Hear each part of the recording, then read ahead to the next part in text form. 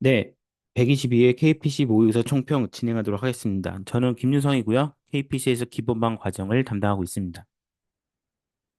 네, 122회 모의고사 출제 방향은 일단 실전과 좀 비슷한 느낌의 문제로 구성하려고 준비를 했습니다. 실전과 비슷하다는 의미는 뭐냐면 좀 애매모호한 거. 이런 거는 왜 나왔지? 이런 문제들도 있잖아요. 그런 문제들도 좀 들어있고 익숙한 문제들, 그리고 뭐 스레싱이라든가 뭐 객체 지향이라든가 이런 것들은 항상 보던 문제들이잖아요. 그다음에 이제 암기는 좀 어렵지만 법제도 가이드라인 같은 것도 빼놓지 않고 들어갔고요. 이슈가 되는 문제들, 뭐 CBDC나 레그나 LMN 같은 것들도 같이 포함을 시켰습니다. 그래서 마지막 모의고사라서 좀 익숙하게 가려고 하다가 익숙한 문제는 또 합숙에서도 풀어볼 기회들이 있고 또 각 반의 자체 모의고사도 있기 때문에 그래도 모의고사는 좀 유의미한 문제로 구성하려고 노력을 했습니다. 네. 1교시 공통 문제인데요. 1교시에는 한 6문제 정도만 같이 보면 될 것 같습니다. 그래서 1번에 있는 의도 기반 네트워킹, 2번에 있는 이 프레임워크, 3번에 에이전틱 AI, 6번에 UAM, 10번에 전통적 검색 엔진과 AI 검색 엔진, 그다음에 16번에 있는 홈 네트워크 망분리 요 정도만 보면 될 것 같습니다. 여기 이제 12번에 FIPS라고 예전에 이제 이 140-2가 한번 출제된 적이 있었는데 그거에 이제 발전된 문제인데 저는 약간 여기까지 설마 또 나올라나 그런 생각이 좀 있긴 하네요. 나머지 문제들도 두루두루 보셔야 됩니다. 네. 의도 기반 네트워킹인데요. IBM이라 부르죠. 추상화된 의도만 제시해도 네트워크가 그 의도를 자동으로 해석해서 필요한 유무선망, 설정, 정책 구성을 자동화하고 동적으로 운영하는 기술입니다. 그러니까 사람이 이 자연어로 뭐뭐뭐 해줘. 사람의 의도를 파악해서 그걸 가지고 이 SDN, 그러니까 SDN이라는 거는 네트워크를 소프트웨어로 통제하는 거잖아요. 그걸로 망을 자동으로 구성한다. 사람의 의도를 파악해서 동적으로 구성하는 기술이 이 IBM입니다. 그러다 보니까 기술 요소들이 NLP, SDN, 그다음에 머신러닝, 이상 탐지가 되는 거죠. 근데 NMS, 네트워크 관리 시스템이잖아요. 그다음에 LMM, 여기 있는 이제 문제를 사전에 감지하거나 검증하고 이런 용도로 LM을 쓰게 됩니다. 그래서 사실상 인공지능 플러스 SDN, 머신러닝 기반의 뭐 SDN 이런 느낌으로 가겠죠. 이런 키워드들이 들어가 있으면은 좋은 점수가 나올 것 같습니다. 네. 두 번째, 이 캐네핀 프레임워크라 그러는데 이게 지금 예전에 지금 뜬금없는 IT 경영 문제들이 좀 몇 번 나왔잖아요. 그거를 준비한 문제들입니다. 뭐 터크만 뭐 그런 것도 나오고 햄샘솜 이런 것도 나오니까 이게 캐네빈이라는 프레임워크 한번 가볍게 보시면 좋을 것 같아요. 불확실성을 5가지 유형으로 나누어서 적합한 의사결정 방안을 제시하는 프레임워크. 그러니까 조직이 학습할수록 이 불확실성이 줄어드는 거잖아요. 혼돈에서, 복잡해서, 복합해서, 단순으로. 그래서 각 단계별로 해야 될, 도메인별로 어떻게 접근을 하고, 어떤 식으로 문제 해결을 하고, 어떻게 의사결정해야 되는지를 단순한 문제, 복합적인 문제, 복잡한 문제, 혼돈스러운 문제, 무질서한 문제, 이렇게 5가지로 나눠서 제시한 게 이 캐네빈 프레임워크입니다. 그래서 요거는 정의만 알고 있어도 상당히 도움이 될 것 같아서 네, 1교시 출제하신 길사님이 출제를 하신 것 같습니다.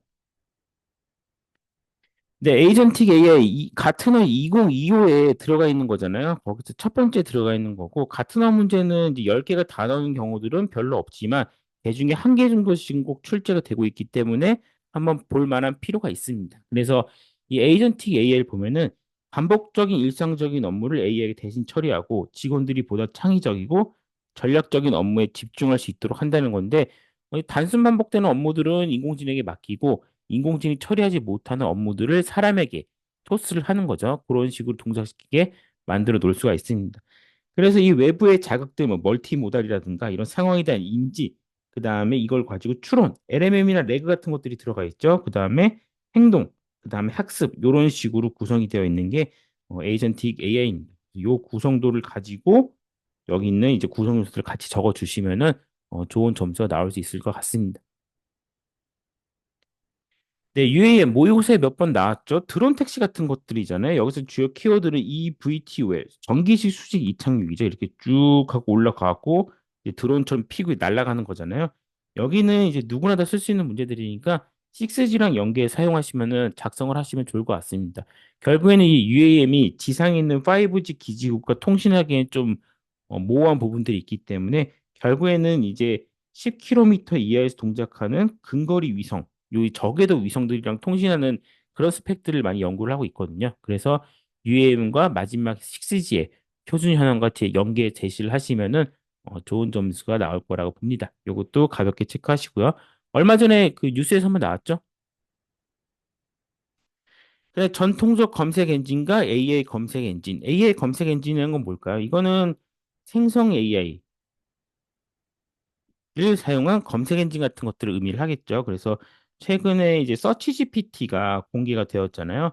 그다음에 구글도 마찬가지, 네이버도 마찬가지로 검색 시장의 주도권을 뺏기지 않기 위해서 생성 AI와 결합한 검색 엔진 서비스들을 많이 내놓고 있습니다. 기존의 검색 엔진들은 뭔가요? 키워드 기반, 그다음에 크롤링으로 정보를 긁고 인덱싱을 하고 그런 식으로 이제 키워드를 집어넣으면은 거기 맞는 정보를 주는 게 기존의 이제 검색 엔진이었습니다. 근데 챗GPT 아니면 서치 GPT 이런 재미나 이런 것들은 대화 기반, 그다음에 동적으로 바뀌죠. 기본적으로는 확률형 모델이기 때문에 얘들이 이제 기본적으로 웹에 있는 정보들을 수집을 하지만 어느 정도 생성되는 정보들까지 같이 조립을 해서 준단 말이죠. 그러다 보니까 학습에 따라 개선이 됩니다. 기존의 검색 엔진은 학습에 따라 개선되는 거는 없죠. 그냥 인덱싱을 다시 하면은 이제 결과값이 받게 되는 거죠. 편의성, 이 자연스럽게 UI, 그다음에 대화형을 하기 때문에 편의성 같은 경우, 그다음에 개인화 같은 것들이 좀 높다고 볼 수 있습니다. 그래서 이런 생성 AI, 그다음에 이런 검색 시장에 많이 판도가 바뀌기 때문에 이것도 비교 문제로 나올 만해서 같이 추가를 했고요. 네, 홈네트워크 보안과에 따른 공동주택 망분리 방안. 그러니까 이제 홈네트워크에서 이제 월패드를 기준으로 해킹 사례들이 많이 있었습니다. 그래서 월패드를 타고 들어와서 해커들이 이제 홈캠 같은 것들을 해킹한다거나 아니면 이제 홈네트워크 디바이스들 해킹하는 사례들이 많이 있었는데 그러다 보니까 이제 공동주택 입주민의 개인정보 보호를 위해서 세대 간 네트워크를 물리적으로 분리를 이제 망분리를 해야 된다는 거죠. 그래서 우리가 잘 알고 있는 망분리 토픽 있잖아요. 거기에 홈 네트워크를 연결시키는 그런 주제라고 보시면 될 것 같습니다. 그래서 기존에 있는 현재 네트워크, 뭐 단지 서버 L3, L2 이렇게 타고 나가면은 어떤 하나의 라인과 하나의 장비로 전체 연결이 되어 있다면은 망분리를 하고 나면은 단지별로, 호수별로 이런 식으로 각각의 게이트웨이로 나눌 수 있도록 그거를 논리적으로 할 것이냐, 물리적으로 할 것이냐 이런 것들을 고려하는 게 홈 네트워크 보안 가이드에 대한 내용들입니다. 그래서 이것도 주제는 꼭 알고 가시면 좋을 것 같아요. 네, 2교시형입니다. 2교시형은 1번, 2번, 3번, 4번을 볼 거예요. 네, 좋은 문제들이 많이 들어가 있습니다. 네, 5, 6, 7, 8도 좋은 문제지만 시간 관계상 1, 2, 3, 4번만 보도록 하겠습니다. 6번 같은 경우는 리마인드 꼭 하셔야 되겠죠. IT 경우 내기 좋은 문제니까. 양자 내성암호. 양자 내성암호가 뭔가요? 이제 기존에 있는 이런 RSA, ECC로 오랫동안 해먹었죠. 그래서 이제 암호학 쪽에는 RSA, DH가 굉장히 오랜 세월 동안 이 현대 암호학 체계를 지배를 했지만 양자가 나오면서 이런 현대 암호학 체계가 많이 무너질 거란 예상들이 있습니다. 왜냐하면 현대 암호학 체계는 이제 2비트를 사용을 하는 거죠. 0과 1. 근데 양자는 더 많은 비트를 사용하잖아요. 그래서 빠르게 이게 무력화가 될 것이다. 그렇기 때문에 이런 양자 컴퓨팅의 내성을 가진 새로운 암호 기술이 필요하다라는 게 이 양자 내성 암호죠. 그래서 수학적 난제, 다변수, 코드, 격자 이런 것들을 활용한 암호화 기술이 필요하다고 하고 있습니다. 지금 비트코인 같은 것들, 그다음에 블록체인 대부분 다 이 안쪽을 보면은 해시, 그다음에 공개키, 개인키 이런 암호 알고리즘을 사용하고 있잖아요. 근데 이게 만약 양자를 사용하게 되면은 터무니없이 빠른 속도로 뚫릴 수도 있습니다. 그래서 이 블록체인에도 양자 내성 암호가 필요하다 이런 얘기들이 많이 나오고 있는 거죠. 그 관점에서 한 번씩 정리하고 가시면 좋을 것 같습니다. 네, 사전 훈련, 사후 훈련, 테스트 타임 컴퓨팅입니다. 사전 학습은 뭔가요? 레이블이 없거나 대규모로 다양한 도메인 데이터들을 학습시키는 거죠. 먼저 학습을 시키는 겁니다. 대량의 데이터를 먼저 학습을 시키면은 그만큼 뒤에 있는 어떤 학습 시간이라든가 이런 것들이 더 짧아지겠죠. 효율적이 되는 거고.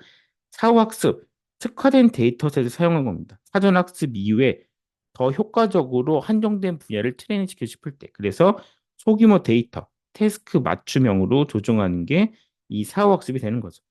테스트 앤 컴퓨팅은 뭔가요? 이 추론 단계에 더 많은 자원과 시간을 할당하는 겁니다. 그러니까 이 응답을 바로 주는 게 아니라 응답을 생성하는 시간, 이 추론하는 시간들을 오래 뽑게 만들어 놓고 그러다 보니까 더 정확한 어떤 답변 같은 것들, 정확성과 품질을 극대화할 수 있는 것들이 요 테스트 앤 컴퓨팅입니다. 그래서 이 챗GPT의 최근 버전, 그러니까 이 5원 버전 같은 경우 보면은 자체적으로 6초에서 8초 정도 생각하는 시간이 있습니다. 그러다 보니까 좀 더 수리적으로, 좀 논리적으로 정확한 답변들을 뽑아내는 것들을 볼 수가 있습니다. 그런 것들을 테스트 앤 컴퓨팅의 어떤 사례라고 작성을 하시면 좋을 것 같습니다. 네, 제로 트러스트 1.0이 문제로 몇 번 출제가 됐죠. 그래서 2024년 12월 이번 달에 2.0이 출제가 됐습니다. 1.0 중요하게 생각하는 거는 제로 트러스트의 기본 개념, 원리 소개, 도입 필요성에 대한 인식 제고가 목적이라면은 2.0은 기업의 제로 트러스트 보안 모델을 실제로 도입하고 활용하는데 실질적인 도움을 제공하는 게 2.0의 목적입니다. 그래서 이 성수도 모델이 있어요. 그래서 기존 단계, 초기 단계, 향상 단계, 최적 단계. 그래서 이제 뭐 기초, 향, 최, 뭐 보통 이렇게 외우시겠죠? 제로 트러스트의 마지막 단락에 이런 것들이 들어가면 좋습니다. 단순 기술이나 솔루션 도입뿐만 아니라 기업의 인식 제고, 임직원 역할과 책임에 대한 정의나 교육도 필요하다. 이런 이제 마무리 단락. 그다음에 제로 트러스트 1.0과 2.0의 차이. 그다음에 여기서 2.0에서 새로 바뀐 3단계, 4단계로 바뀐 성수도 모델. 이 정도를 챙기면은 2.0도 무난하게 접근을 하실 수 있을 것 같습니다. 당연히 그 1.0에서 있는 아키텍처, 그 PEP나 PDP 나오는 아키텍처도 당연히 가져가셔야 되는 거 아시죠? 벡터 데이터베이스, 관계형 데이터베이스. 관계형 데이터베이스는 말이 필요 없죠. ACID를 거의 완벽히 가깝게 보장을 해주고 있고, 그다음에 벡터 데이터베이스는 이제 레그 때문에 많이 언급이 되고 있는데, 인공지능 학습 데이터가 비정형 데이터들이 많다 보니까 이거를 이제 기존의 RDB로는 한계가 있기 때문에 벡터 DB가 많이 부각이 된 겁니다. 벡터 DB의 중요한 것들은 이제 유사성이죠. 그래서 벡터 인베딩을 저장하고 유사성 검색을 빠르게 수행하는 데이터베이스. 그래서 이 ACID 측면에서는 RDB보다 못하지만 쿼리가 완벽하지 않더라도 유사도를 기반으로 어느 정도 일치하는, 그러니까 이 유사도가 높은 데이터들을 추출해서 보여주는 게 이제 이 벡터 DB의 어떤 특징이라 볼 수 있습니다. 그러다 보니까 고차원 데이터를 효율적으로 처리할 수가 있겠죠. 차원이 많다는 것들은 고려해야 될 변수가 많다는 소리인데 그건 RDB에서 수용하기 어려운 모델입니다. 그래서 인공지능, 생성 AI 그런 것들의 어떤 대안으로 학습이나 아니면은 이제 운영 DB의 효율적인 구성에 나온 게 벡터 DB라고 보시면 될 것 같아요. 네, 3교시 문제입니다. CBDC는 지금 이제 그 중앙은행에서도 계속 밀고 있기 때문에 민다기보다는 이제 하려고 계속 하고 있죠. 그래서 이것도 다시 봐야 될 것 같고요. 그다음에 4번 머신러닝 모델과 알고리즘의 차이, 머신러닝 절차, 모델 선택지 고려사항인데 기본 문제이지만 굉장히 중요한 문제라서 제가 다루지는 않겠지만 해설지가 잘 되어 있기 때문에 해설지 꼭 보시는 거를 추천드리고요. 해설지에 또 이 모델과 알고리즘 차이, 요게 아주 잘 정리되어 있습니다. 그래서 해설지를 꼭 참고하시면 좋을 것 같아요. 네, 해밍코드가 이제 정보 관리에 오랜만에 모의고사에 출제가 되었는데 옛 기억을 살리면서 한번 풀어보시면 좋을 것 같습니다. 프로세스 스레드 이것도 오랜만에 나왔죠. 그다음에 7번 데이터 표준 계약서 법적 근거 거래 당사자 거래 유형인데 요것도 한번 보시면 좋을 것 같습니다. 이제 어떤 이제 선택지의 한계상 응용 문제로 출제가 되었지만 요것도 가져가시면 좋을 것 같아요. CBDC 개념, 유형, 국제 통용 가능성 4개가 있습니다. 직접형, 간접형, 혼합형, 중개형인데 직접형 한국은행이 직접 하는 거죠. 발행도 하고 유통도 하고 직접 하는 겁니다. 간접형은 뭐냐면 발행은 한국은행이 하는데 유통이나 이런 거는 이제 시중은행들이 이제 맡기는 거죠. 근데 이거는 CBDC로 안 보는 그런 견해들도 많이 있습니다. 혼합형은 뭐냐면은 이제 발행은 여전히 중앙은행이 하는데 이제 이 직접형과 간접형을 합친 거죠. 그래서 유통과 이런 것들을 같이 하는 겁니다. 중개형 이것도 마찬가지입니다. 혼합형과 비슷하지만 관점이 뭐냐면은 이 원장, 그 거래 내역을 이 시중은행이 가지고 있냐, 중앙은행이 가지고 있냐 그 차이가 있습니다. 국제 통용 가능성에 대한 얘기들도 나왔는데 스위프트라는 시스템은 이제 느리기도 하고 그 다음에 이제 기존의 어떤 금융 시스템들이 높은 수수료, 그 다음에 이 긴 처리 시간 이런 것들이 문제가 되기 때문에 이 CBDC로 국가들이 CBDC를 도입하게 되면은 이런 부분들이 어떤 이점이 있지 않을까라는 견해들이 많이 있습니다. 근데 이제 여전히 이런 금융 시스템 같은 경우는 이제 오랜 시간 동안 중앙에서 이걸 관리하는 기관들, 그러니까 거기 붙어 있는 서드 파티들이 있기 때문에 쉽게 변하기는 어려운 분야입니다. 하지만 이제 한국은행도 CBDC를 본격적으로 어떤 이제 도입을 하겠다. 그다음에 어떤 연구를 하겠다 이런 의지들을 보여주고 있기 때문에 다시 가져가야 될 문제로 보시면 될 것 같습니다. 네, 7번이죠. 데이터 표준 계약서 데이터 거래 당사자 거래 유형인데 2024년 10월 과기부랑 이제 한국데이터산업진흥원 여기서 나온 이제 가이드를 근거로 낸 이제 그 문제죠.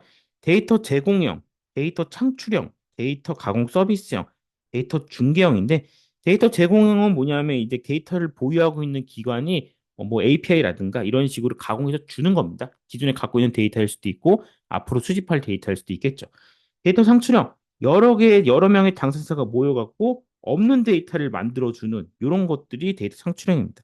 데이터 가공 서비스형은 전문 사업자, 이 데이터를 가공하는 전문 사업자들이 이제 어떤 정제한다거나 분석, 결합 이런 데이터들을 만들어서 제공하는 거죠. 데이터 거래 중개형, 오픈마켓형입니다. 이런 식으로 해서 크게 네 가지의 유형이 있고요. 그다음에 여기 있는 법적 근거, 근데 언제 나왔는지 요 정도를 가지고 가시면 좋을 것 같습니다. 왜냐하면 이제 이런 데이터들이 이제 당사자들이 원활하게 거래도 해야 되고 그다음에 표준 같은 것들도 필요한데 요 관련된 법이 새로 나왔다고 보시면 될 것 같아요. 요것도 컴식 문제로 들어가 있지만 추천을 드립니다.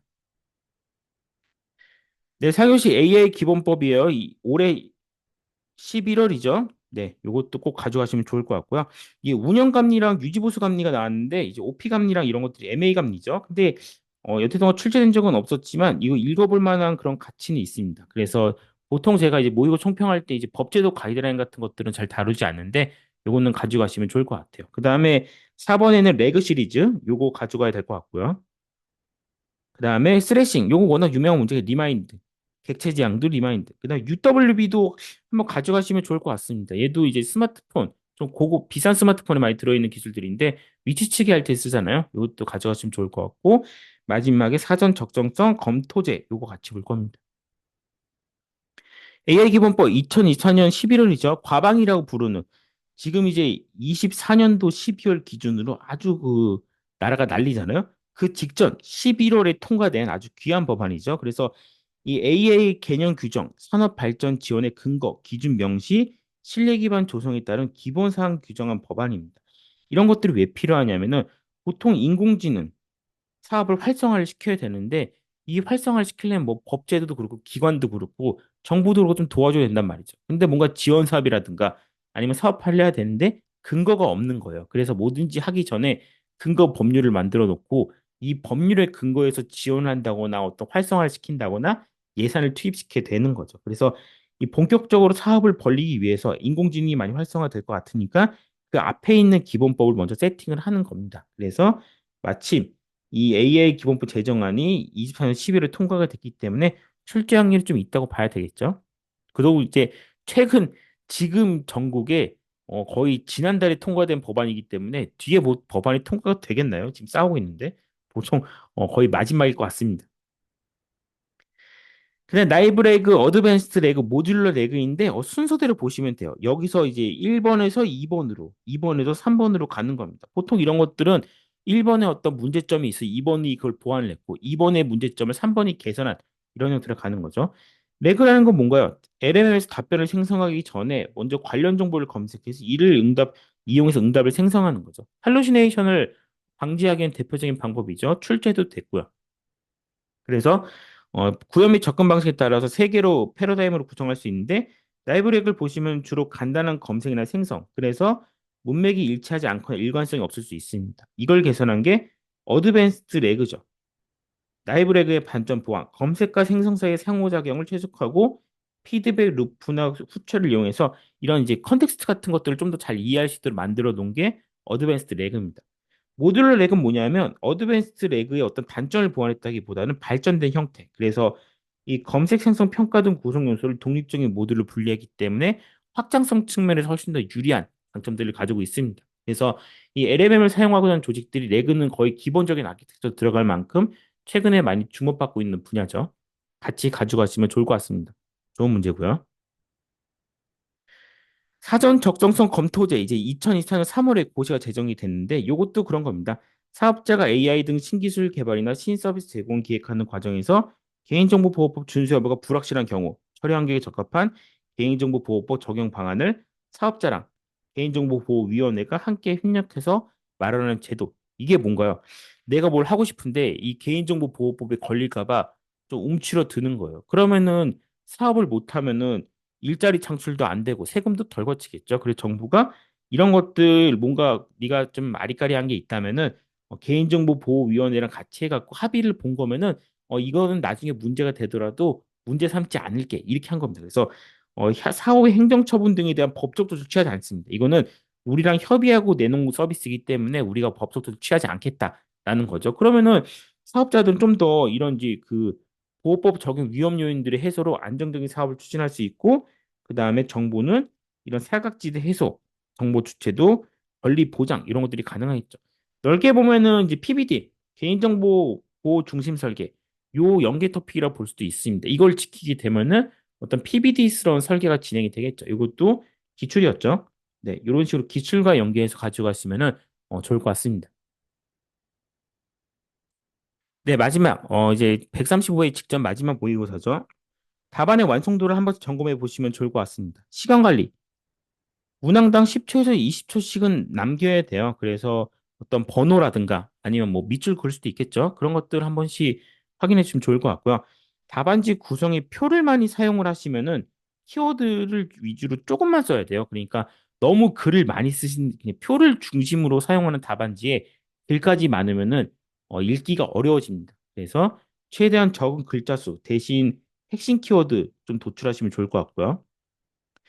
그러니까 키워드의 배치 이제 밑줄을 습관적으로 그으시는 분들이 있더라고요. 그래서 밑줄 박스를 그어서 이렇게 쳐다보니까 별 의미가 없는 밑줄 박스인 거예요. 그러니까 키워드가 아닌데 그냥 밑줄을 긋는 거죠. 정말 중요한 키워드인지 고민해 보시면 좋을 것 같습니다. 네, 3단락과 4단락. 이 1교시형에서 불필요한 3단락을 쓰시는 분들이 있어요. 그래서 점수가 안 될 것 같은 습관적인 3단락은 안 쓰시는 게 좋고요. 대신 2교시형은 페이지 구성, 그러니까 뭐 2.5나 3페이지를 맞추기 위해서 억지로 마무리 달을 쓰는 경우도 있는데 이럴 때는 괜찮습니다. 이럴 땐 페이지 구성이 괜찮은데 1교시형에서 불필요한 3단락은 안 쓰시는 게 좋고요. 2교시형에서 4단락은 1단락의 내용과 연결되면 베스트. 이게 뭐냐면 2, 3단락은 본론 단락인데 얘를 빼고 1하고 4랑 연결했을 때 어느 정도 매끄럽게 보인다. 이러면은 좋은 단락 흐름을 가져갈 수가 있습니다. 135일 준비하는 마음가짐 합격률이 낮을수록 모든 부분 최선을 다해야 되겠죠. 내용, 구성, 채점자 배려. 채점자 배려가 뭘까요? 내가 썼으니까 네가 이걸 찾아봐야 돼. 이게 아니라 채점자가 볼 만한 위치에 주요 키워드를 넣는 거죠. 간절함. 네, 힘들죠. 너무 그래도 간절함을 좀 보여주실 필요는 있습니다. 지금 시점에 엄청난 변화를 주는 것은 위험합니다. 그래서 단점만 보완하는 걸로 가면 좋을 것 같아요. 그러니까 이게 좋아 보인다 그래서 따라한다기보다는 내가 그동안 지적받았던 것들만 깔끔하게 털고 들어간다. 이게 좀 나을 것 같고요. 답안지에 자신감이 보이도록 이건 제가 항상 마지막에 드리는 말씀인데 내가 쓴 내용이 정답이라는 믿음이 있어야 됩니다. 채점자들은 답안지에서 자신감 같은 것도 많이 볼 수 있거든요. 그래서 이런 거 부분들도 같이 고민해 주시면 좋을 것 같습니다. 네, 지난번 모의고사 총평 때 제가 마치 손으로 그린 것 같은 귀여운 짤을 하나 넣어놨는데 손으로 그린 건 아니었고요. 이번에도 비슷한 짤을 가지고 왔습니다. 그래서 정보관리 기술사 찰싹 붙어버렸다는 이런 귀여운 짤을 가지고 왔으니까 마지막에 이제 자신감도 가지시고 이런 응원 멘트를 보면서 힘을 좀 얻어갖고 겨울 시험에 135회 때 모두가 합격을 하셨으면 좋겠습니다. 네, 긴 시간 들어주셔서 감사합니다. 모두 합격하세요.